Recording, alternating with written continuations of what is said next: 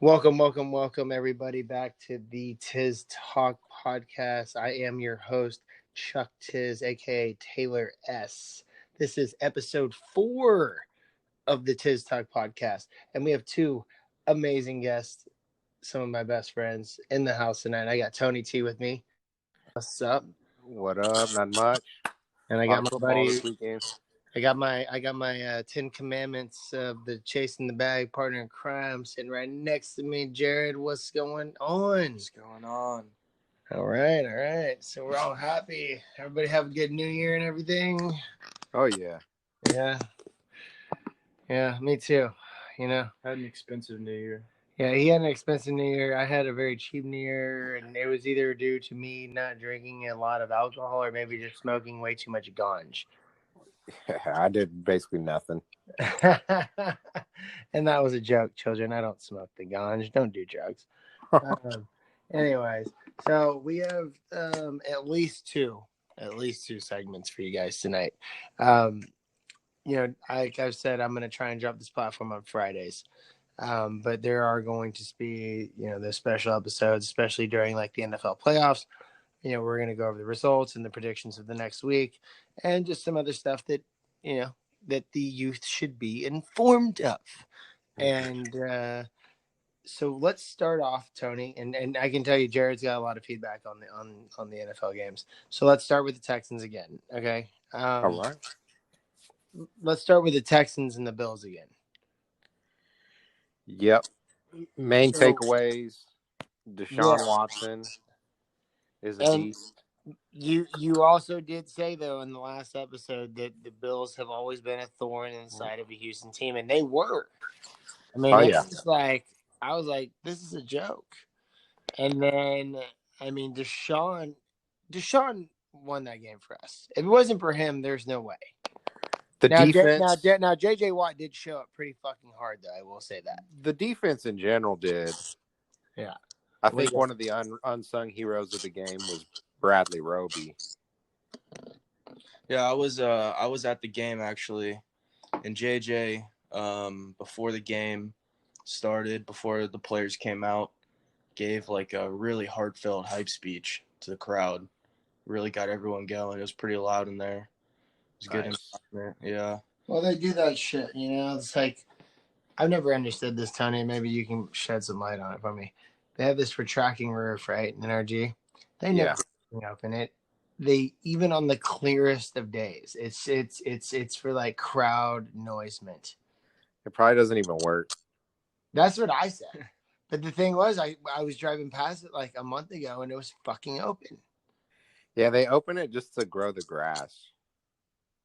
Well, man, fuck the grass, dude. We got plenty of grass to smoke, dude. We don't need more grass. Oh, man, Taylor, stop it.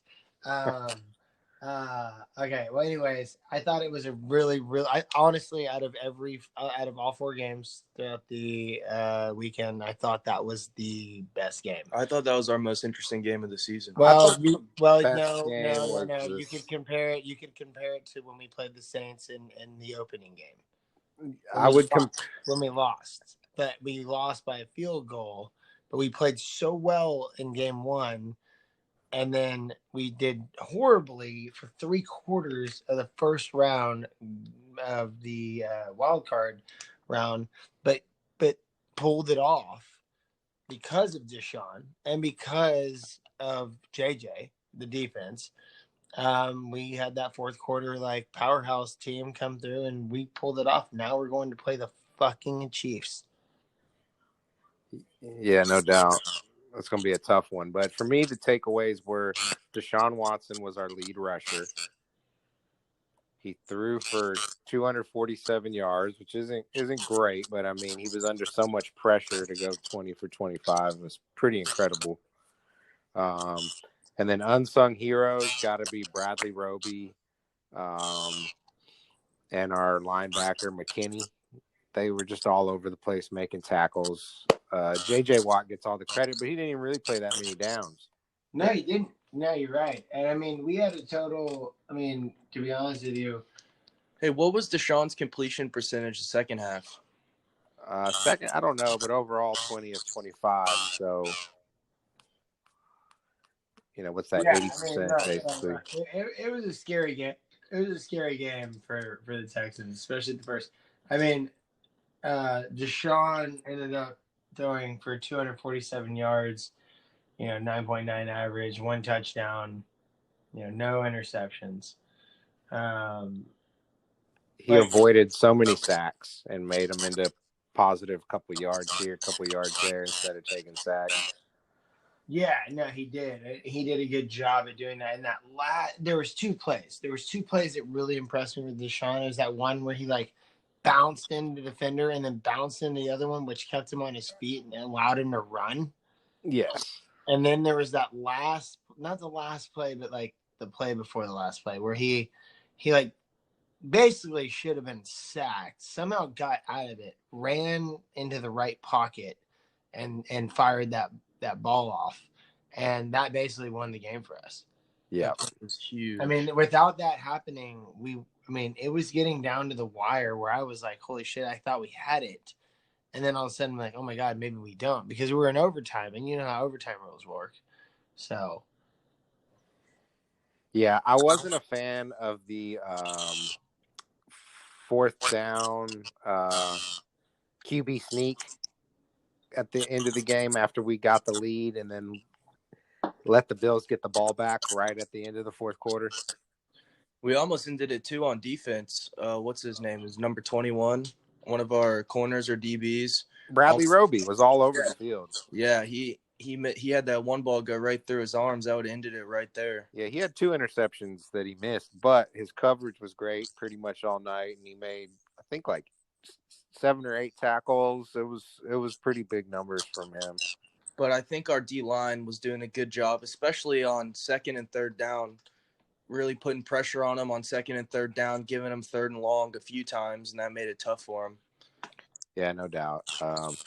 Once we slowed down Josh Allen's running a little bit, things started working out for the Texans pretty well. I'm not going to lie, though. I mean, I sat down in my seats right before the game started, and,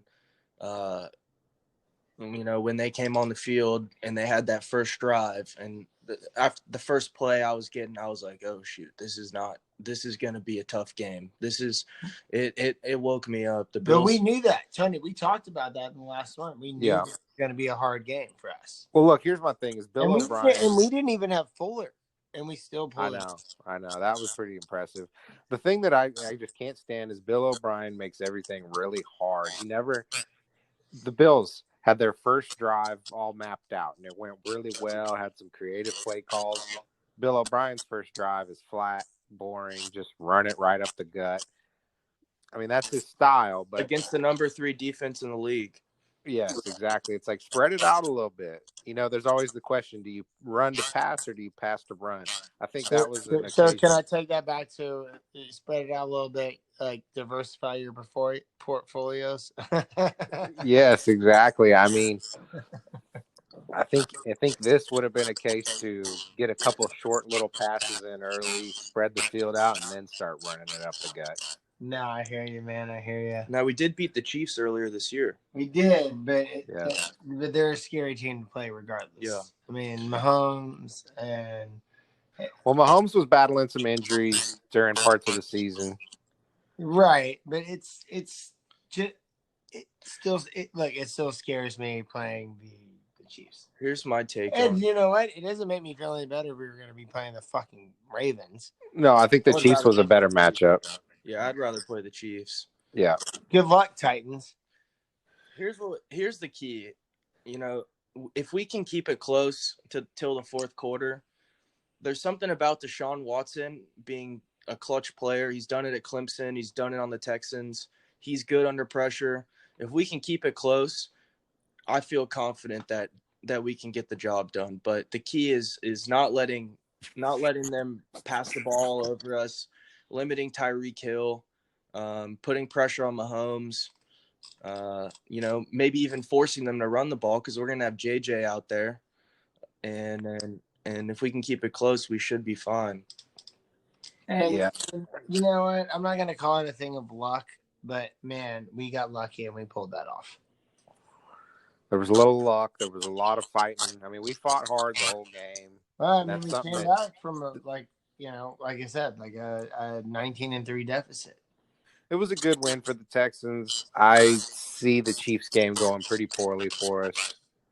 Well, I thought that when we were going to play them in the regular season, and you never know. I will always stand by this. It's any given Sunday or Saturday or whatever game Yeah. in the playoffs, but you just never know.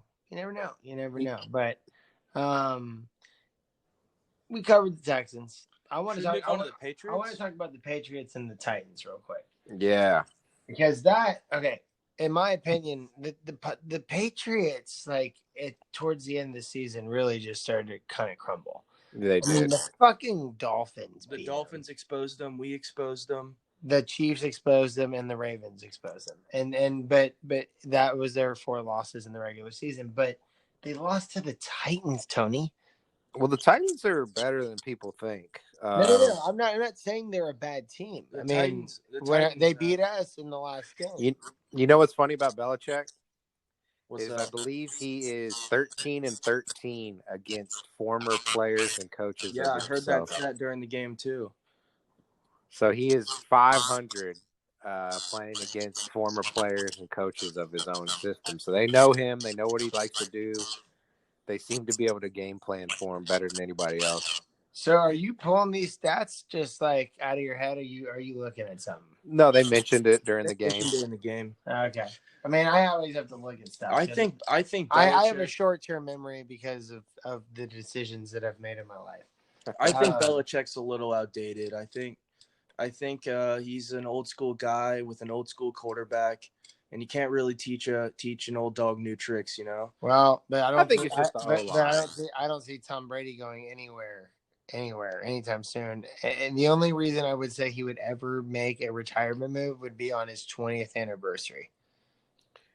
I think that the New England Patriots and Bill Belichick are still – I think Bill Belichick's still the best coach in the league. I think that he just had no O-line this year, and it's amazing they went 12-5 with the team they had.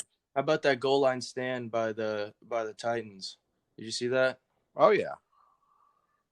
I mean, if that was a team like the Ravens or the Texans who have a running quarterback, you have a lot more options of what you can run on the goal line versus, power football, running it to each side, running it up the middle when you don't really have an O-line. I don't really agree with that call. I think maybe they should have, done some sort of pitch or sweep or something like that, but I didn't think that was a good play call at all. No. But the Titans beat the Patriots with 72 yards passing, guys. No, they did. No, I'm looking at that right now. It's actually 71. 71, wow. Well, I don't see 72 on here, Jared. I see 71. I just remembered that, yeah. So, I mean, that was amazing. I was looking at Tannehill, Mariota. Unheard of. It really doesn't matter. 72, 71, who gives a fuck? It's a fucking yard. The takeaway from that game was Derrick Henry. I mean, it was just 182 yards, 5.4 yards average. Yeah, how many carries did he have? 34 carries. I mean, that's insane. Feeding him the ball, and he was gone. Their O-line looked amazing, and Derrick Henry was running very hard behind them. It was impressive to watch. So, Tony, let me ask you: if we beat the Chiefs, and let's just say the Titans beat the Ravens, you think we got a threat? Can we beat the Titans? I think so. Yeah, I think we can beat the Titans. I mean, I do too. I mean, obviously, I think a team like the Patriots. I think they can. They have the Patriots are done. I know, but I think they had a better shot beating an offense like the Patriots offense than they do like a team like the Texans offense. Wait, what? I think the Titans beating the Texans offense? No. I think they have a better shot. They're probably better against an offense like the Patriots versus the Texans. Yeah. Oh, yeah. I can agree with that, but who knows? Okay, so this segment is the results of this past weekend and our predictions for next. And so we just talked about the Tennessee and the Patriots game, which, man, I'm not gonna lie, Tony, I was kind of blown away that Tennessee beat the Titans. It was. The Patriots. I'm sorry, the Tennessee beat the Patriots, not the Titans. Well, if you watched the Patriots much this season, they were susceptible, even though they had the number one defense, they were susceptible to the run. In almost every game they lost, they just got pounded with the running game. Didn't Watson run all over him? Oh yeah. And when they played the Ravens, I mean, the Ravens probably put up 7 yards a run against them. I mean, it was just a spanking, physically dominated. Yeah, and the Ravens, and like we talked before, I still think it'll be Ravens 49ers in the playoffs. I mean, in the world Super Bowl. Super Bowl. God damn it, dude! I am not myself tonight. You were just fishing all day, though. Yeah, I did fish all day today. If you guys want to see some photos of the fish I caught, you can either look at my personal Instagram, which is at Chuck Tiz, in one word, ChuckTizz. Check out the snapper that I caught because I just ate it. It was delicious. And then you can also go to the podcast website at the Tiz Talk Podcast, at the Tiz Talk Podcast. And we just want your love. We just want your love, guys. We just want to entertain you guys. And I've got a lot of feedback, man. I mean, I got listeners in Europe. Shout out Europe. What up? What up? What up? I've got like 17 states across the country that are listening to my show. It's I'm not saying it's taking off, but I'm really proud that in the past 3 weeks I was able to gain that many followers. Big ups, Chuck. What up, Chuck? You know what I mean? Let's run through real quick. Let's How many yards receiving did Edelman have? Edelman. Not many. 12 yards. I thought he had a little more than that. That's rushing. Sorry, that's rushing. Receiving 30 yards. Yeah, not much for Edelman. He had a big drop pass towards the end of the game. You know, it's funny. Jared's last name is Edelman. Yeah, I don't know if Sanu. Speaking of, did Sanu even have a catch? Mohamed Sanu? No, I don't think he did. Yeah, I mean that's. Oh yeah, he did. One reception, 11. So, I mean, there you go. I mean, they shut him down. The Titans have an exceptional defense. The Patriots have a great defense, and don't sleep on them next year. I mean, I think the Patriots are going to come back harder next year. I couldn't agree with you more. I mean, they usually do. They've got I just wonder, like, is it going to be like a team dual effort, like when Tom Brady's done, is Bill Belichick done? I think so. You're going to see probably. If one leaves, the other leaves too. And like y'all talked about in the last one, they've never won a Super Bowl when they've not had a bye. Yeah. You made a good point, and you made a good point, Tony. When when JJ Watt is on the field, they 80 yards usually are deducted from the defense, from the running stats of the opposing team. Although the Bills were able to run a little bit. I mean, they did a number on us in the first half, and even the third quarter. We just turned it on. I don't know. But big ups to the Bills running back, though. By the way, that guy played. I was shocked at the Bills' performance. Singletary played amazing. No, he did, and I was shocked at their performance. Obviously, like I told you, I do not want to see my team lose to the Bills. No, I don't want to see him lose to the Bills. I don't want to see him lose to Bill O'Brien's stupid decision. So the Bills, in both ways. That's just me saying Viking Saints. Stupid. No, but like the Bills, like you get it? The Bills. Oh yeah, I get it. They haven't won since 1995 a playoff game, I mean. Right. But I'm also talking about the Bills, like Bill O'Brien. Like I was very scared about this game because we were playing the top, the best Bills team has been around, and yet our coach's name is Bill. And it's the war of the Bills. Yeah, I got you. You know what I saw on Instagram? I'm pretty sure that the Bills quarterback was born like a year after the last Bills playoff win. 96.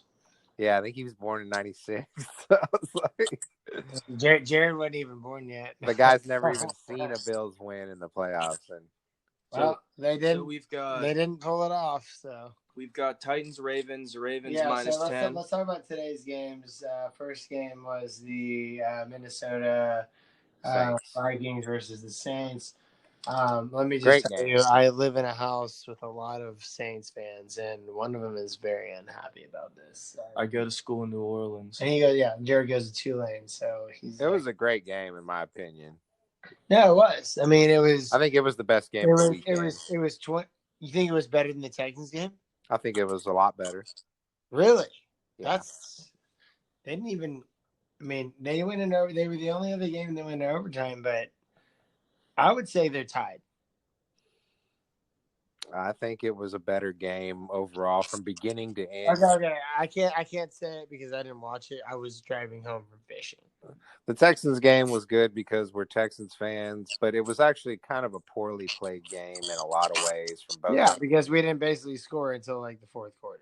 Well, and the Bills kind of fell apart, and the quarterback started doing weird things towards the end there for the Bills. He kind of showed how young he was, and I think that both teams tried to lose that game at the end, and the Texans managed to not give it away. The Vikings Saints was a good game. It was close the whole time.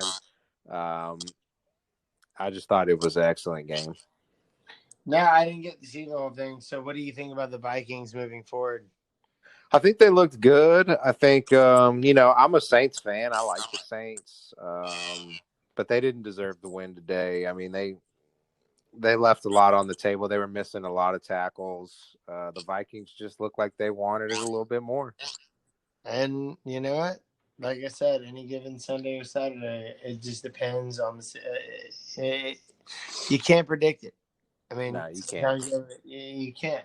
That's why gambling's fucking awesome. Here's something awesome though: is that this year the top 4 passing teams did not make the playoffs. The top 4 rushing teams. So go ahead and wait. Do me a favor and name those for me because I don't know them off the top of my head. They're teams you wouldn't expect. It's like the Buccaneers. It's The Buccaneers were a top 4 passing team. Yeah, they have a really shitty schedule, by the way. Their quarterback is awful. Jameis Winston. He how many picks did he throw this year? Like 13 or 14? He threw a lot. I'm not exactly sure, but the top 4. Let me see if I can find that real quickly. Okay, if you can't, it doesn't matter. I mean, but anyways, the top 4 rushing teams are all in the playoffs. So in this era where we think it's all about passing, this year's kind of proved that things are shifting a little bit. Part of that's due to quarterbacks that run the ball. Yeah, that's what I was about to say. Or quarterbacks run the ball, or you have a really fucking good running back that can cut through pockets. But I mean, the days of the running backs rushing 30 times a game was supposed to be over, and it's kind of right. around. You're right, because this isn't the day of the Barry Sanders. I think what it boils anymore. down to, though, is that as a team, you just have to have at least one person on your offense that you can count on to run the ball. And whether it's the quarterback or a running back, because let's look at the Titans, for example. For them, it's a running back. For the Ravens, it's a quarterback. For the Texans, it's a quarterback. Yeah. For, some of the other teams like who's the Seahawks running back? The Seahawks running back? Yeah. Well, now it's Lynch and Rome. What was that guy's name? Romer or something like that. But well, actually, for the Seahawks, Russell Wilson was their leading rusher today. Oh, leading rusher. Yeah. So I mean, you just got to have one person on the field who can run the ball, and it's really important. Okay, so here it is. Top 4 passing teams this year, regular season. The Buccaneers, 302 yards a game. Yeah. The Cowboys, 296. The Falcons, 294. And the Rams, 281. No, I know. I was. The Chiefs are 5th. Yeah, no. The Chiefs. The Chiefs are 5th. No, they're 4th. No, in passing this year, regular season. The Bucs didn't make it. The Cowboys didn't make it. The Falcons didn't make it. And the Rams didn't make it. So it's kind of an interesting statistic this year. Something that nobody really could have called that. Well, the Battle of the Birds, the Seahawks, and the Eagles. Eagles winning the Super Bowl. Was that 2 years ago when they caused all that havoc, like on the street, or was that last year? I can't remember. 2 years, yeah. Yeah. Who won last year? Well, you can look it up too. I could. I just wanted to scope your knowledge down. What's that? I just wanted to scope your knowledge. The Rams lost last year to the Patriots. That's right. So with the Seahawks and the Eagles game, I mean, it's pretty straightforward, pretty cutthroat. I mean, the Seahawks beat the Eagles in Philadelphia, and I think they were favored to win, weren't they? Well, it was a home game. Actually, I think the Eagles were. Probably being a home game for the Eagles. But I don't know what it was. How much? Probably 3 points, 3.5. Yeah, because it was at home, and the Seahawks are 11-5-1, and the Philadelphia Eagles were 9-7-3. Wait, you got 3 ties this season? That's insane. I didn't know that. Wow, holy shit! I mean, that goddamn, talk about learning something new every day. Well, so okay. With that being said, Tony, predictions of next week's games: the Texans and the Chiefs. The Eagles were 9-7 this year. They had 0 ties. So where am I reading this crazy statistic? Oh, that's home games. Okay, I'm sorry, guys. I'm sorry. I sometimes cannot be myself because, I will drink wine and eat steak, and sometimes that steak has this butter on it, and that butter just kind of makes you a little loopy, and and so I'm just sometimes I'm not myself, and I'm not afraid to admit that. But at the end of the day, yeah, you're right. So let's move to the AFC, Chiefs versus Texans. What do you think? I've got the Chiefs by 10. Jared? I'm going to go Chiefs by a field goal. Oh. Does anybody know what the spread is? Nah, but I can figure that out quick. I'll figure that out, and I'll tell you what my prediction is.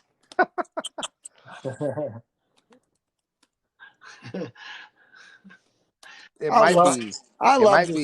might be too early for that line, but we'll see here. I love this fucking show. 7.5 is what they're giving. calling. What they're giving the Texans at?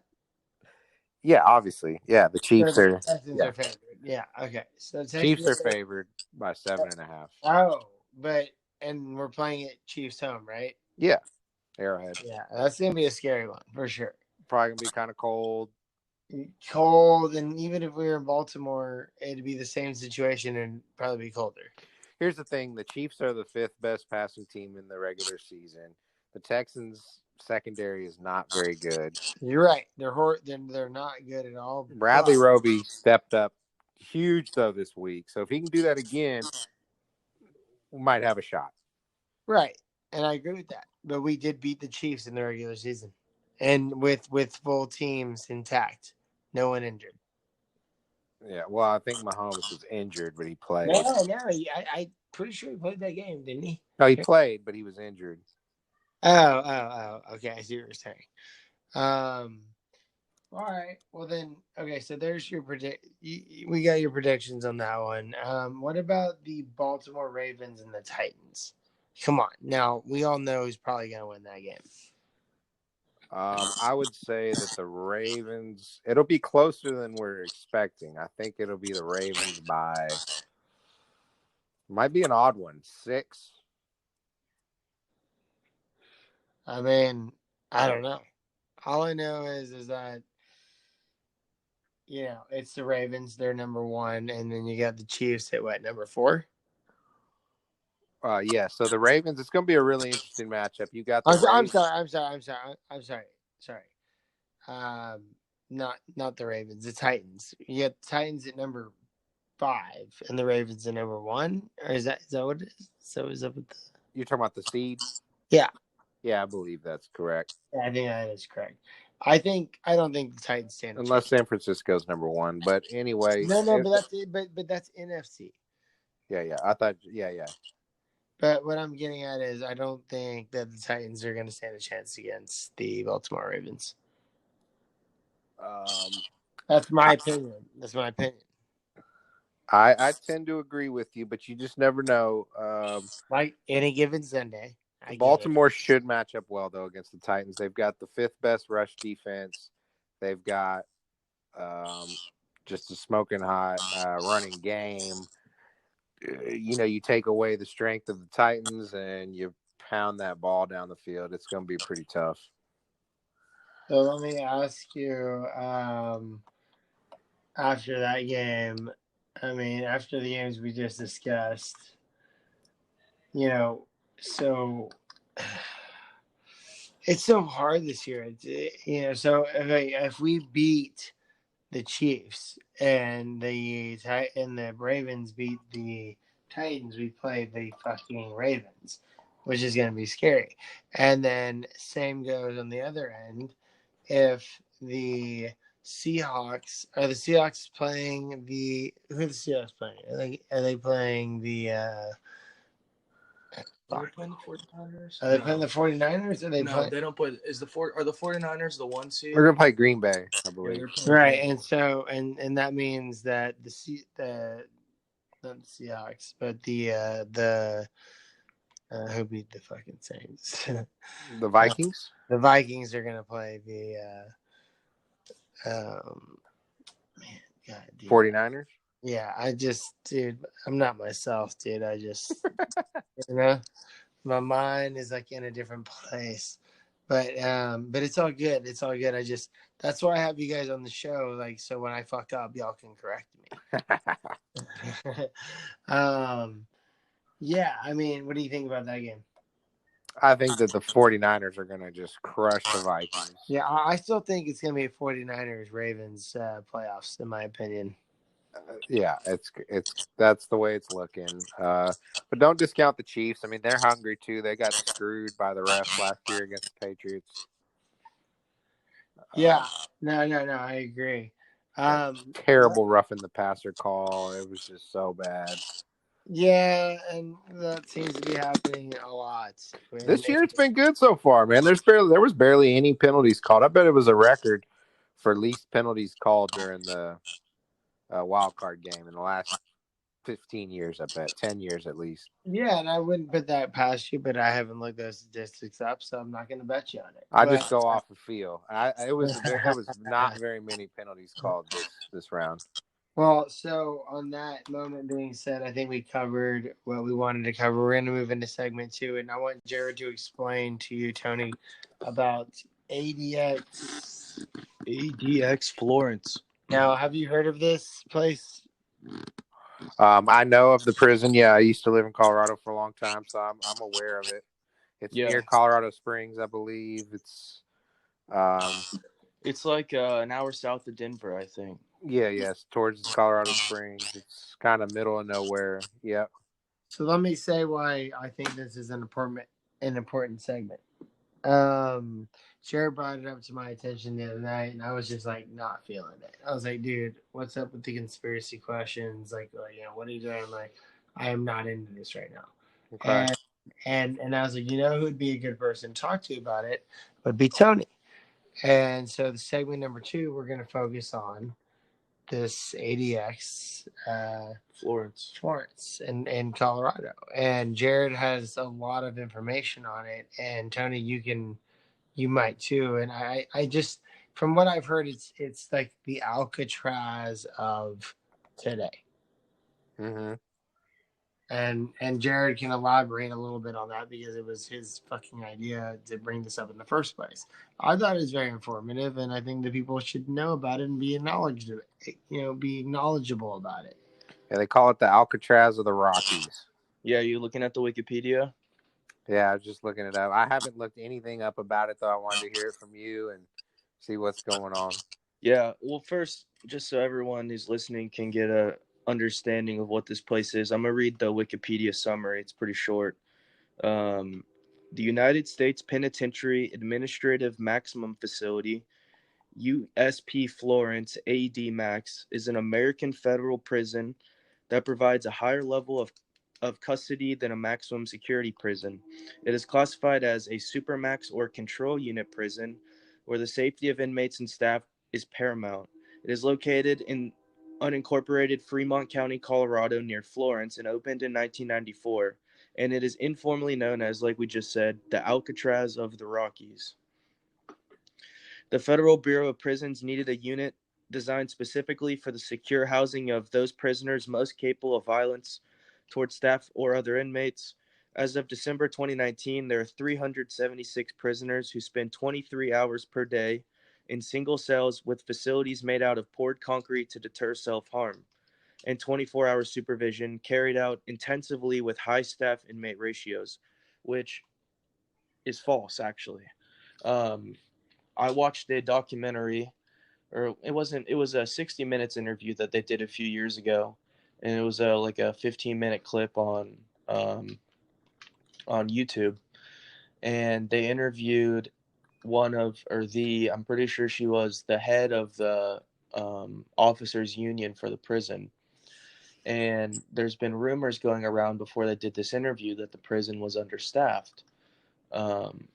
So the interviewer asked the woman he was interviewing, he said, we hear that the prison's understaffed. Is this true? And how bad is it? And she wouldn't say exactly what the number was, but she basically said, yes, it's understaffed. He goes, what's at risk? And she says, lives. And when you think about it, I'll get into some of the inmates that are here, but one that I'm sure everyone knows about is El Chapo, who but has he escaped yet? He hasn't escaped yet, but his last escape took time to develop because they had to build that tunnel and everything. Well, and what's to stop him now? Well, it's in Mexico versus America, for one thing. He's never escaped in America. But these guys have so much money, they can make it happen. Yeah. But I don't think so.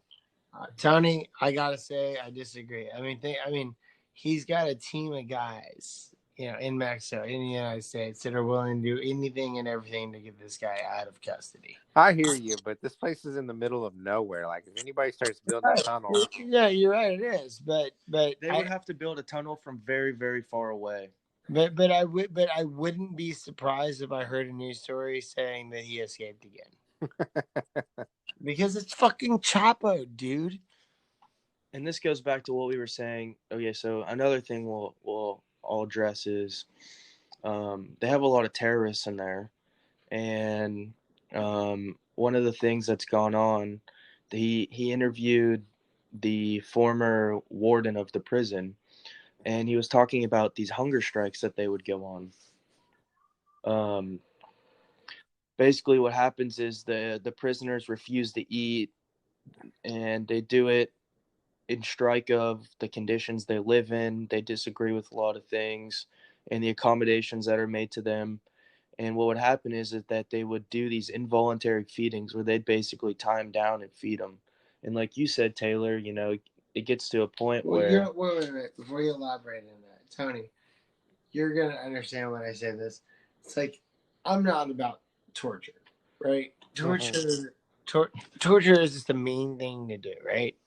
I mean, God, if I ever found the person who killed my best friend, I would want to torture him. But at the end of the day, it's just like, if you're going to torture them and they're going to end up dying anyway, just fucking shoot them.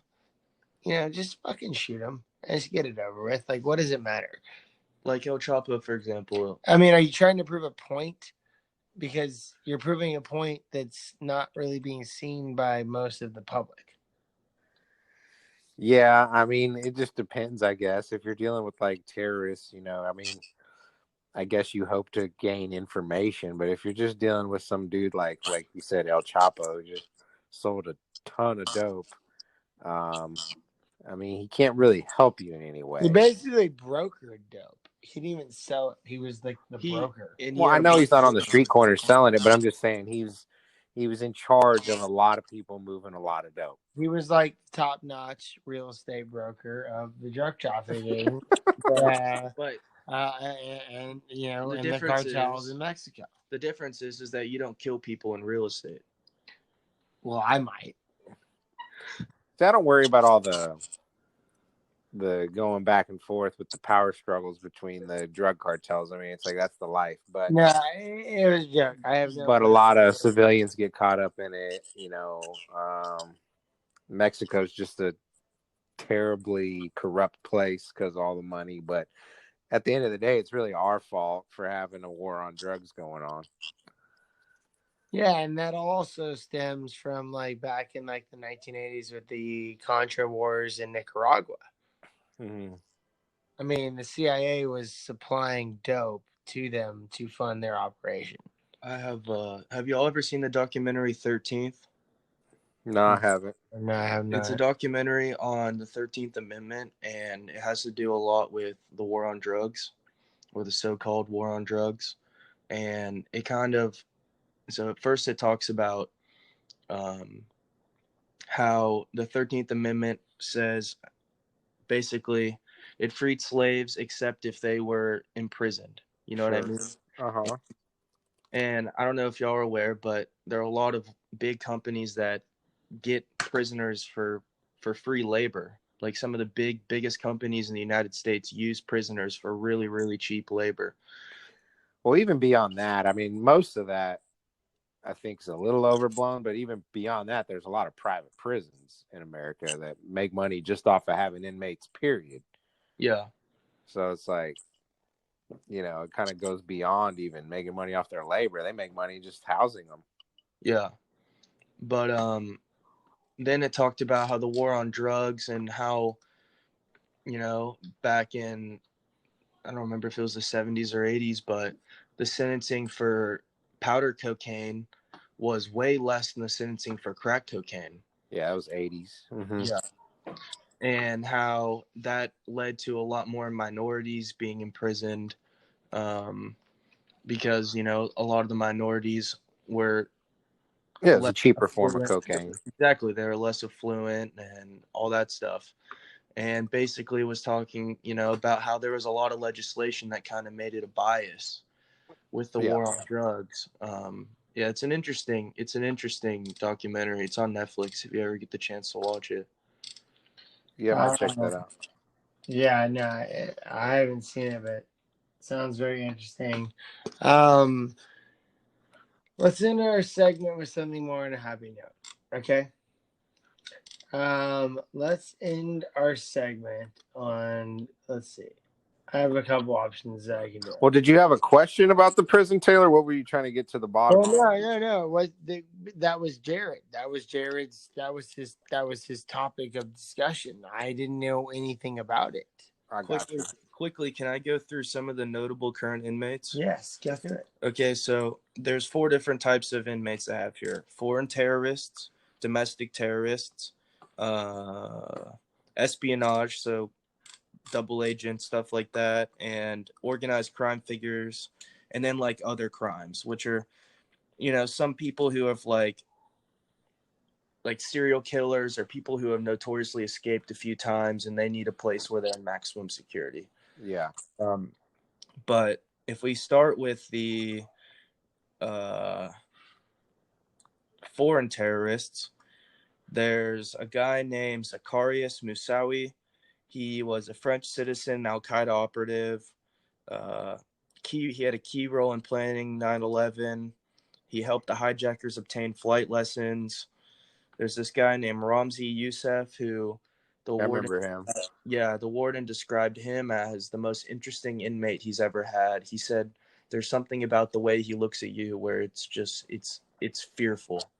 And he was in connection with the 1993 World Trade Center bombing. There was Terry Nichols and those guys with the Oklahoma City Oklahoma. bombings. Yeah, those So are how the is he not domestic. dead? Why don't they give him the death penalty? I don't get that. He blew up So- 100. He's serving. but He's Tony, serving. he's serving, but you know that there is a total conspiracy behind that as well. He's serving life. We're talking about the Oklahoma City guy. Yeah. He's serving. What was his name? Terry Nichols. Well, that's Yeah. one of them. He's serving 161 consecutive That's life one of the sentences. guy actually. But if there is a conspiracy, Taylor, why wouldn't they want to put him to death and shut him up? Well, in my opinion, is because he's an American citizen, and I know American citizens do a lot of fucked up shit, but I think that the government is going to pin this on Terry Nichols, who is not the man that Timothy Terry McVeigh Nichols was is not the guy who Well, the guy who planned and carried it out, Timothy McVeigh. McVeigh. He was executed. Right, Yeah. I understand that, and what I'm getting at is Terry Nichols, I think, was just caught at the wrong place at the wrong time. Okay. I don't think he had any intentions on doing what Timothy McVeigh wanted to do. He just gave him information and stuff. I mean, I've read a whole bunch of different things, and I mean, it goes back to the conspiracy thing, and it's like, choose what you want to believe. But I think that Terry Nichols had no idea what was about to happen. Okay. That's my opinion about that. I don't know enough about it. I mean, I really don't either. But, here's what we're going to do. We were going to do a segment that I wanted to do, but I'm going to end this on a happier note. All right. Segment number 3, the Tiz Talk podcast. Guys, we are looking for sponsors, so please spread the word. I mean, Anchor is a great sponsor to have, but we want more. And we are doing this on a regular basis now, guys. So, show the love, motherfuckers. God damn. Okay. So here's a title, Tony. Harvey Weinstein is finally going on trial. Here's everything you need to know. And it's a long article, but I mean, about the Harvey Weinstein, sexual assault bullshit. Yeah, of course. Yeah, right. Everybody does. So I don't want to read this whole thing because I can read it here, could I? Okay, I could shorten it up. Well, okay. More than 80 women have accused Harvey Weinstein of sexual, misconduct, helping to catalyze the worldwide reckoning of the Me Too movement. Okay, and Tony, I gotta say this and agree with me. And ladies, if I'm an asshole, call me one. The pound sign, Yeah, hashtag me too. Yeah. So it's like pound me too. Pound me too. It's like yeah. Hashtag me too. But if you want to go back to extrapolate it, right? Like, so it also kind of comes out as pound me too. Like, and we were laughing about this in my office, and I was like, wow, that's really good. Like, I've never thought about it like that. But anyways, basically, the Me Too movement, and then, now 2 years after the first allegation against, him broke, the degenerate, or sorry, the disgraced, Hollywood Mongol, and will finally stand trial for alleged encounters with just 2 of those housewomen. And man, I'm going to read just the main points. Yeah.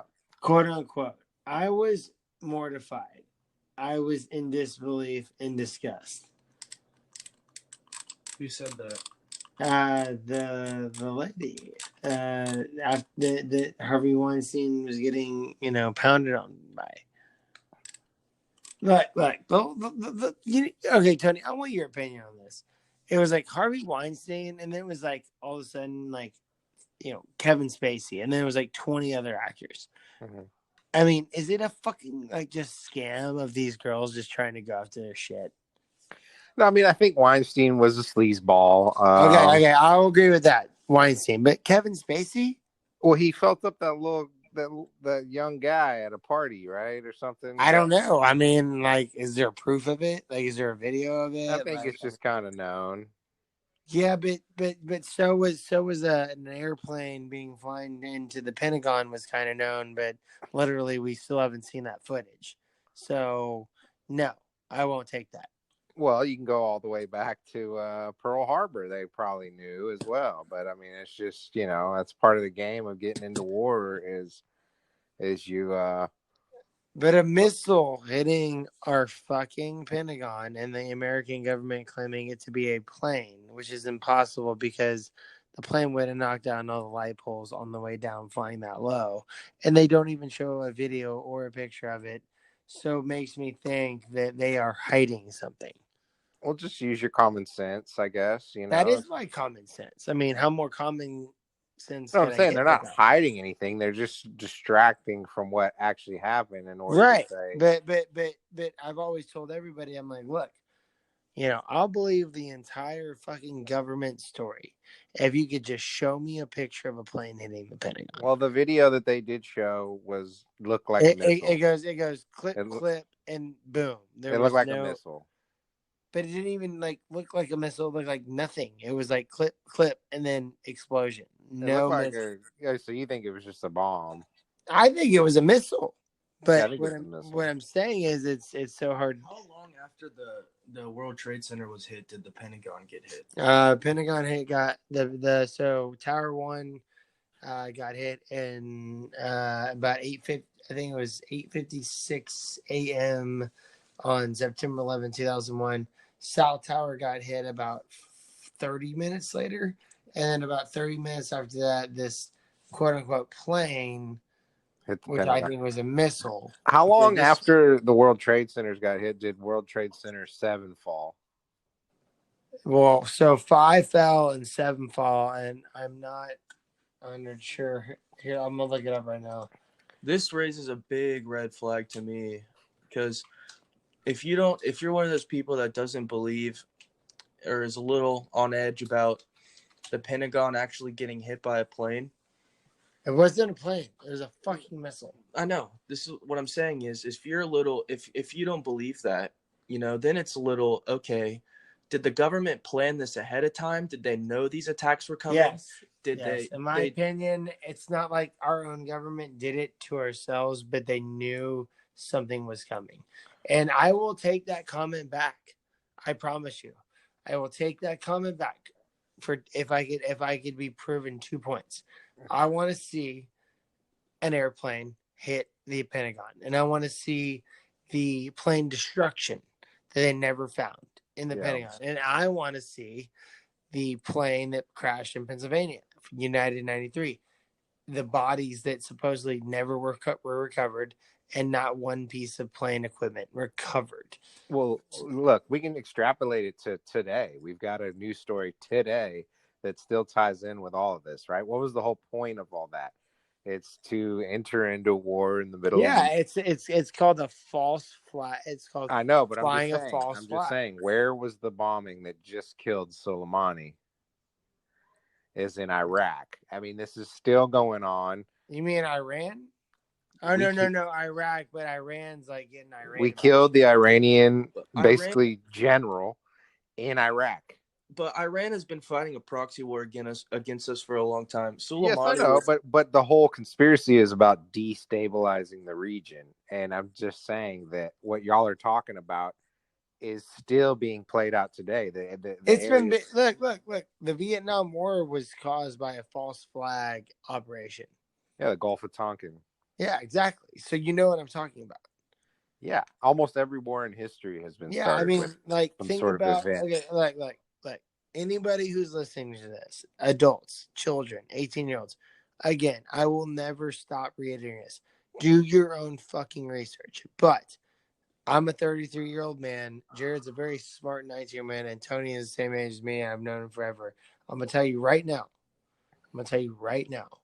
that the 9/11 Commission report was bullshit. 1, 2, that it was a false flag attack that we didn't do ourselves, but knew that it was possible and that it could happen. And when it did, Dick Cheney took every measure to go after and like put a military complex in Afghanistan, in Iraq, to have seize and control. And he was selling off assets to like Chevron and like all these oil things. I mean, dude, it's really fucked up if you think about it.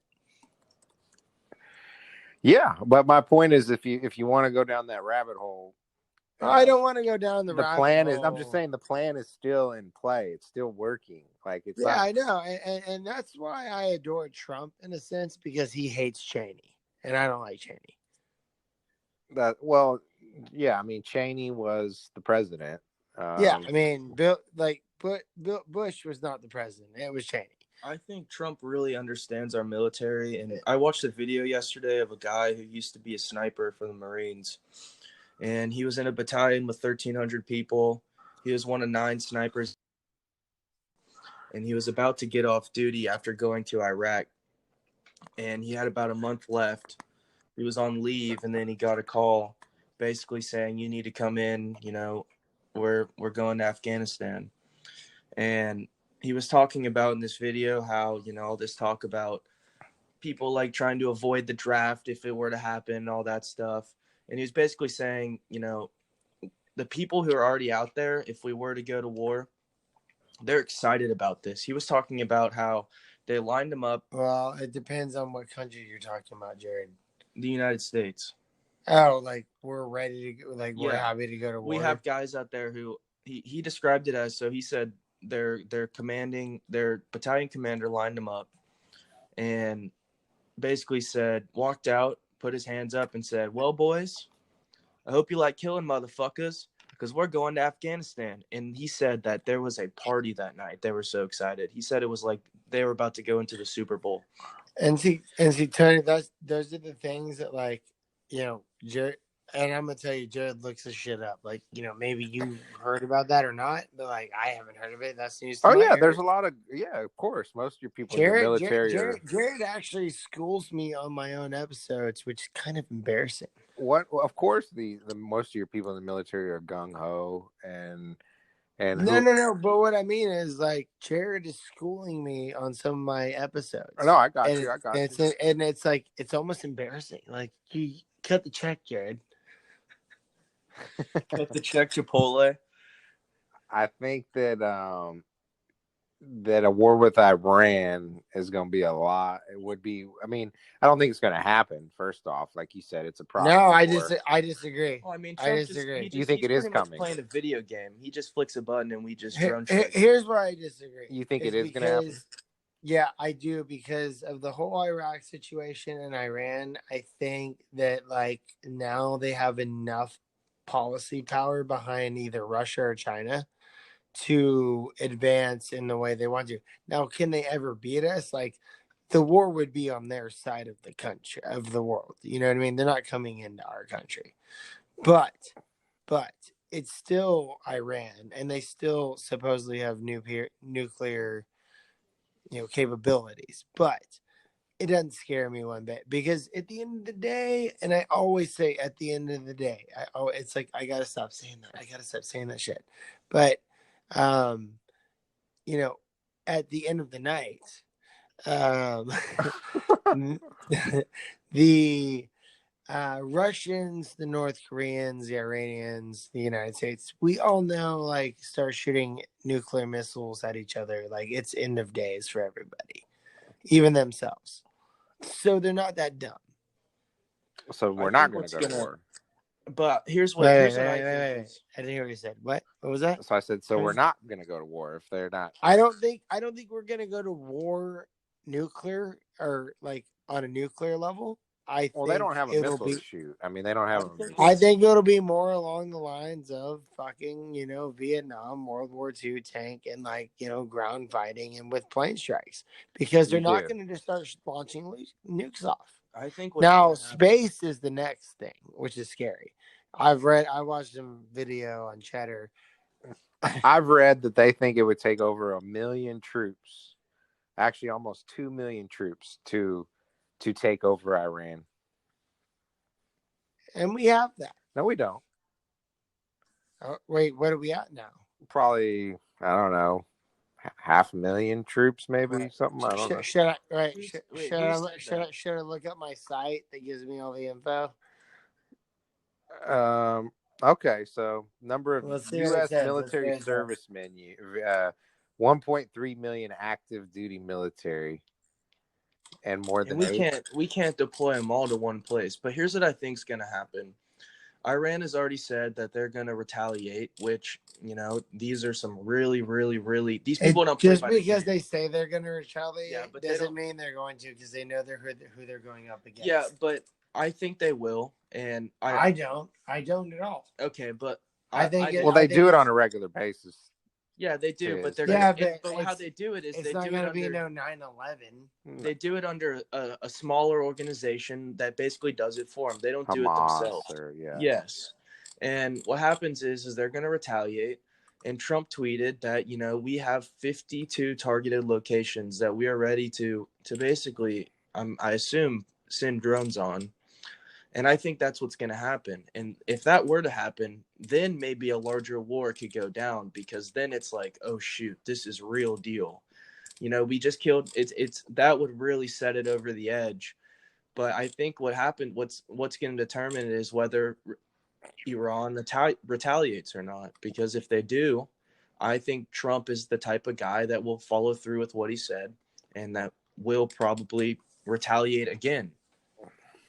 And I mean, Tony, I kind of gotta agree with him, but at the same time, I still feel like that that the United States is not untouchable, but that we have such a strong, not only our country, we have NATO. I don't think they would attack us. I think they would probably attack someone in Europe or one of our allies. Right, which is the smartest thing they can do, because that's like the best country to attack, in my opinion, if they really wanted to do it, because Russia's so close, is Poland. Israel.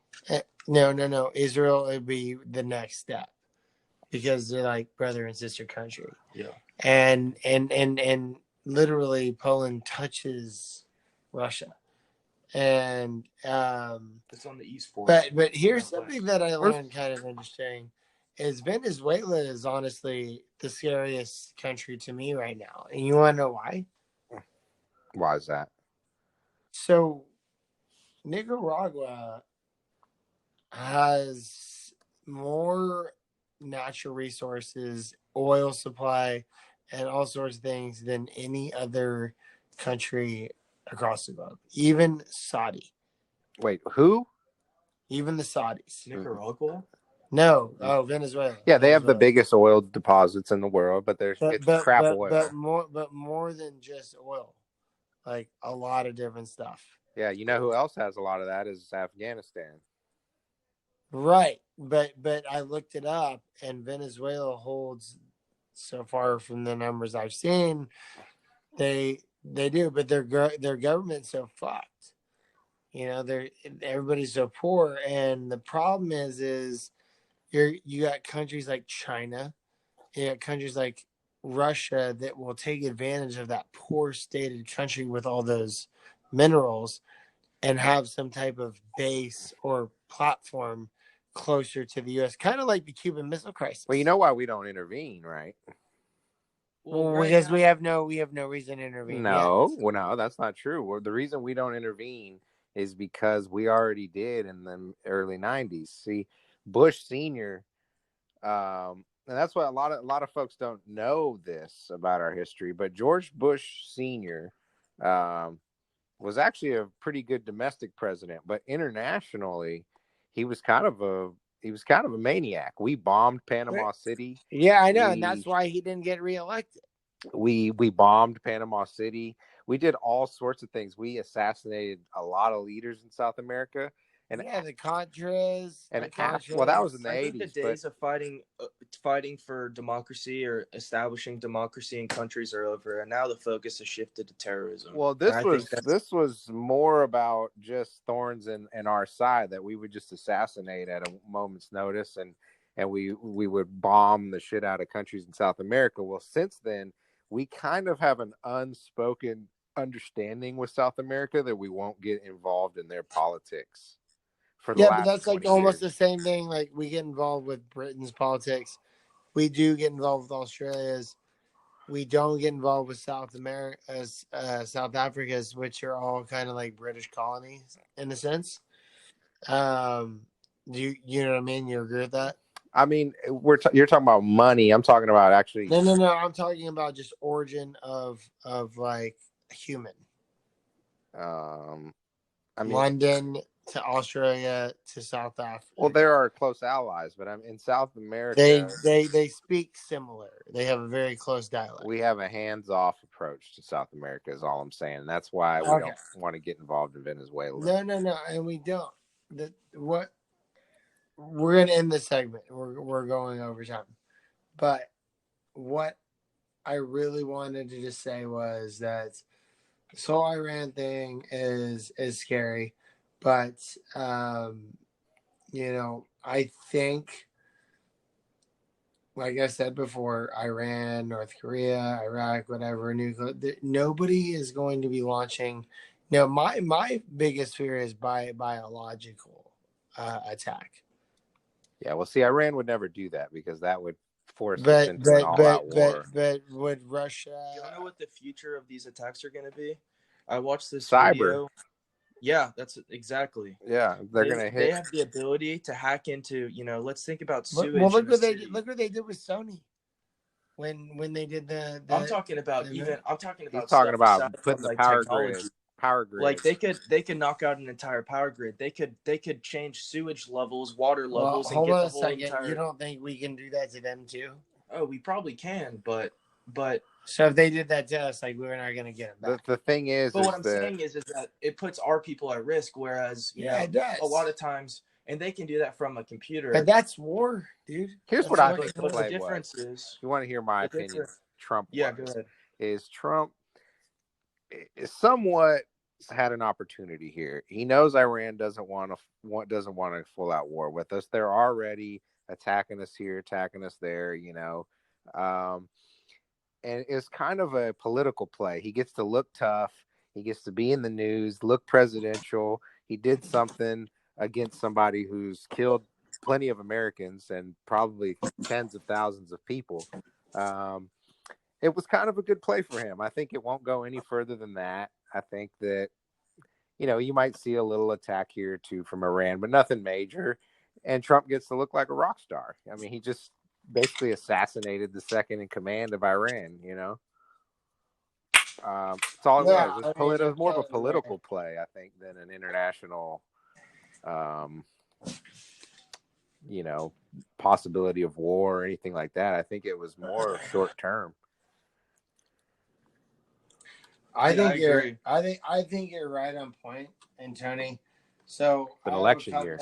I have a couple segments that I'm gonna choose between two to close the episode out with a segment. I don't want to copy my boy Ross because we can't do that. So we need to do something a little bit more interesting.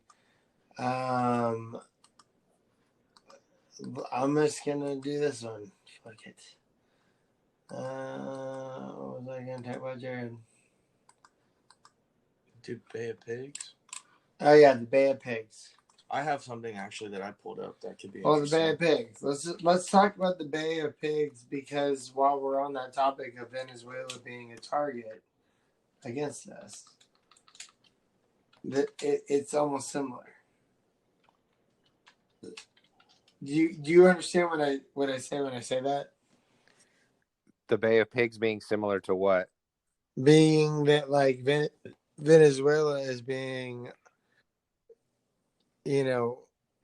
looked at very strongly and invested in heavily by Russia and oh sure, a proxy war. and Yeah, right. So it's almost like the Cold War when Russia, linked up with Cuba.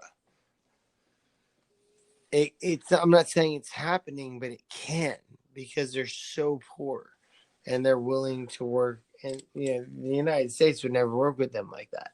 sure. But China would. Look, here's the thing: is that what we do typically is okay. Fidel Castro, perfect example. That what we did in the Bay of Pigs escalated him. It put him on a pedestal in Cuba. It gave him respect. It gave him an air of invincibility. It made him the true leader of Cuba when the big bad Americans surrendered to him on his own country after a day of fighting, right? And that's the same thing that's going on in Iran right now. The Iranian people don't like the Iranian regime for the most part.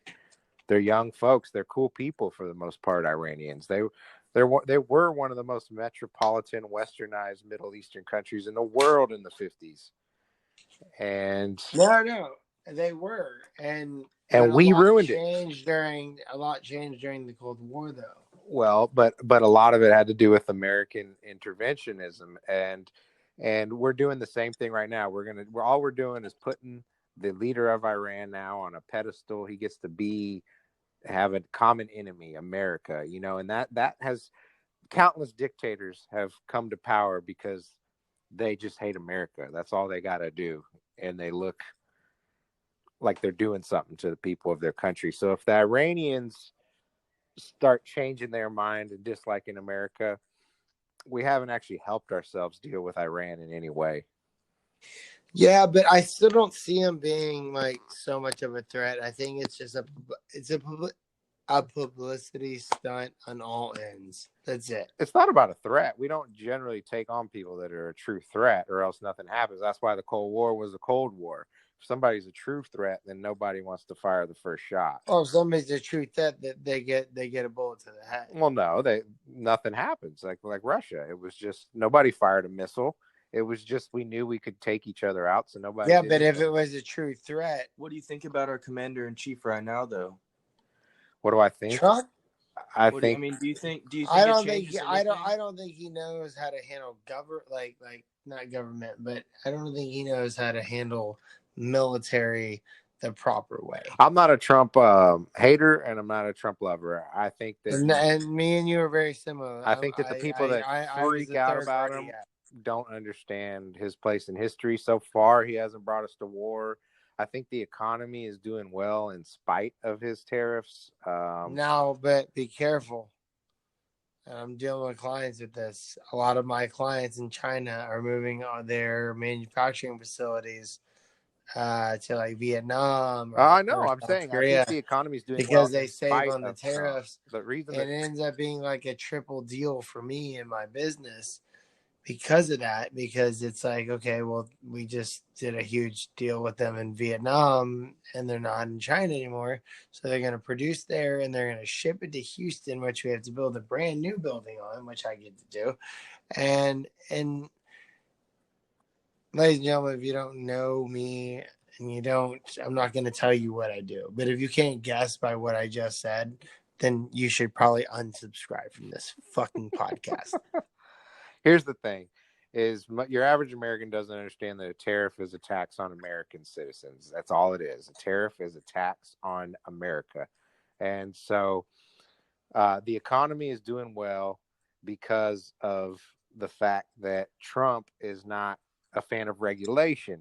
Deregulation always makes rich people get that money boner because they know they can just do whatever they want to make more of it, right? And so the tariffs are actually holding the economy back right now, in my personal opinion. Wait a minute. I have to disagree with that because one of my biggest clients in the industry that I do, that if you're smart enough to figure out what I do. Yes, but you're talking about one industry. No. I'm talking about 3 industries with 3 different clients.